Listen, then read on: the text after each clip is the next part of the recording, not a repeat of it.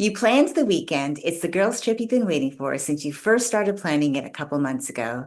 And you're really excited to reconnect with your friends because it's been so long since you last saw each other and actually got to check in to be silly and just be.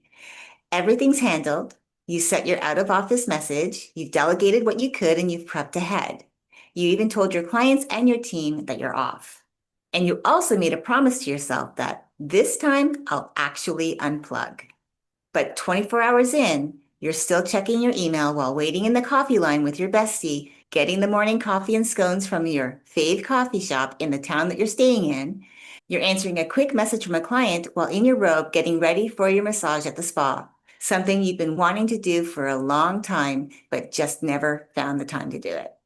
And you're still mentally reviewing a conversation that you had with a team member just before you left. And you're wondering if you said enough, if you said the right thing, if they understood you.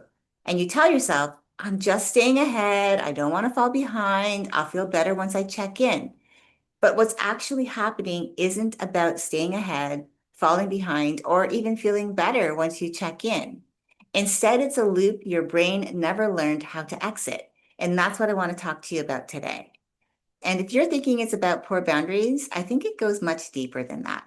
This is what I call bandwidth burnout, the kind that happens when you're always on, you're available even when it's technically your time for rest, relaxation, and fun.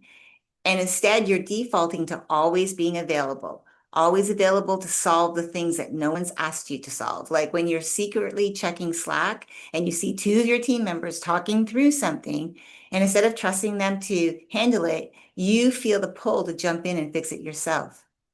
We're always available to guilt, meaning you feel responsible for disappointing someone else simply because you needed the rest, you needed time to log off, so you hesitate, fearing being seen as unavailable, that you're not that responsible person. And it's not because it's urgent, it's because you don't want to seem to them like you're not committed, that you're not responsible of doing what a good business owner would do, right? You're always available to pressure, feeling that because you checked your messages that you should respond right away, that you should be looped in, and that you should be the one holding it all together, even when no one's asking you to.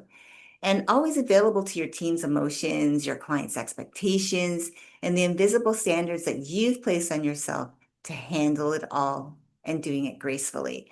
You're technically off, but your on button is still on because you don't know how to turn it off. Your nervous system hasn't been told that it's safe. It hasn't learned that it's safe to rest. So it's still anticipating, still scanning, still staying on high alert in case something or someone needs you. And here's the thing we often miss as high performers. Your nervous system doesn't clock out just because your calendar says so, your calendar says that you're off.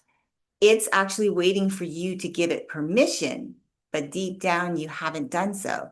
So on the surface, it looks like you're being flexible, responsible, and available. But underneath all of that, it's the guilt because you've tied your value to how responsive you are. It's the pressure because off feels like falling behind. And it's the emotional overdrive because you've trained yourself to stay on just to feel safe. You see, when your nervous system never gets the message that it's safe to let go, even your rest days, the ones that are just for you, or when you're connecting with your friends and your family, well, they feel like they're performance days because even though you're off, you're still monitoring, you're still anticipating, embracing for what could go wrong, the imaginary fires that you might have to step in to fix. So instead of exhaling, replenishing, and being and enjoying reconnecting with your friends on this amazing girls' trip that you planned in advance, you stay on, always keeping one eye on the ball, like feeling like you have to always be in the doing and not giving yourself that time to rest and relax. So here's what I want you to know. Rest shouldn't feel like a risk, okay? And presence shouldn't feel like a privilege that you have to earn. So let's name what's really happening here. And I'm going to stay on the example of the girls' trip just to anchor this in. So let's get into that. You planned this trip months ago. You cleared your schedule. You even joked with your friends about leaving your laptop at home. But somehow you still felt like you had to stay on. So instead of fully exhaling into this time together, you're still looping, meaning while you're sipping coffee on the porch of the lake house that you rented, this beautiful lake house, gorgeous view, really beautiful scenery. Along with that, you're also half listening to your friend's story and you're half thinking about how that client launch is going. Or maybe at dinner, you catch yourself mentally drafting a follow-up email that you should probably send on Monday morning. And while the group maybe is sharing playlists for tomorrow's beach date, you're actually toggling between texts and telling yourself, let me just clear a few things out so that I'm not anxious about it later. The truth is, it's not that you don't want to unplug, it's that your nervous system hasn't learned how because you've trained it, consciously or not, to associate stillness with risk. That's why even when the space is calm, you're still managing, you're still scanning, you're still on. And let's be real. Summer hits different, doesn't it? Right? The emails slow down, the calendar, clears up, the suitcases come out, or at least that's what you're envisioning. But instead of full permission to reset, you feel uneasily alert. Because rest in this season, especially for high achieving women, doesn't always automatically equal restoration. Okay. Instead, summer can trigger a different kind of tension, like I should be able to let go. So why do I still feel behind? Or everyone else seems to be enjoying their time. So why am I still bracing for fires that might come up and that I'll have to step into to fix? Or I cleared the decks. So why do I still feel like I'm failing at being off? You might even leave your laptop zipped in your bag because you still brought it, of course. But then you quietly slip away and you unzip it just to knock out one more thing, telling yourself that once it's done, that you'll finally be able to relax.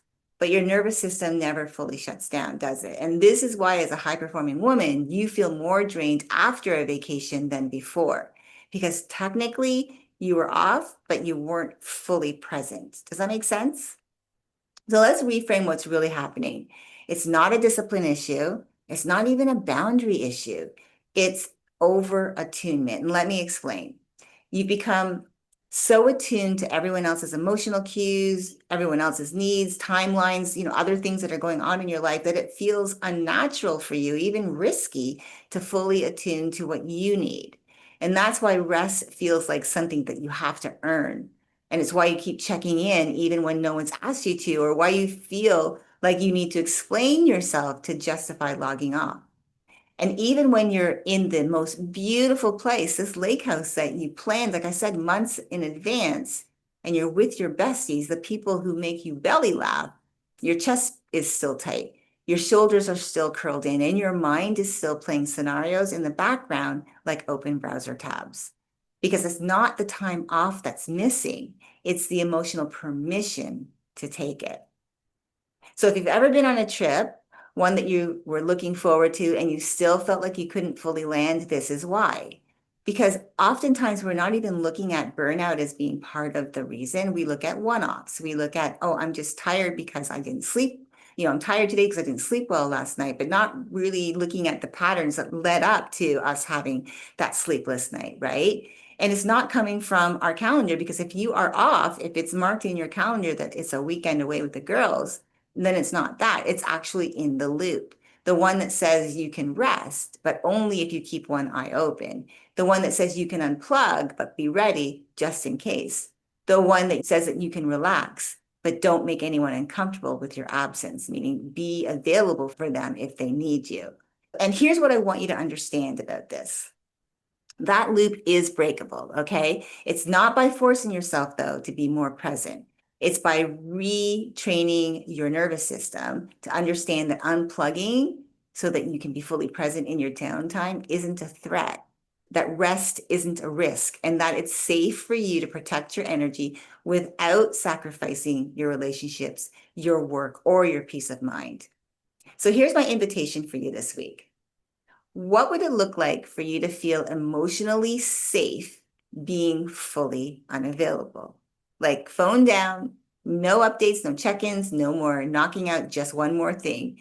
Just you, present in your body in this moment. Not because everything's handled, okay? But because you've decided that you are allowed to be in your life, to enjoy it, not just managing it all from the background. You see, your worth doesn't rise and fall with your availability, and your rest doesn't need a justification. Your nervous system deserves to exhale. That's what's missing. So if this is landing for you and you've ever felt like your body went on vacation, but your brain somehow didn't get the message, make sure to check back next week because I'm going to be sharing a new video that will help you start reclaiming your energy so that you can reset your nervous system and actually feel off when you say that you're off. Not halfway off, not on call, just in case, but fully and unapologetically unavailable without the guilt. Because you deserve to enjoy the life you've built, not just to hold it all together. So let's start there. Thanks for tuning in. Take care of you, and I'll see you next time.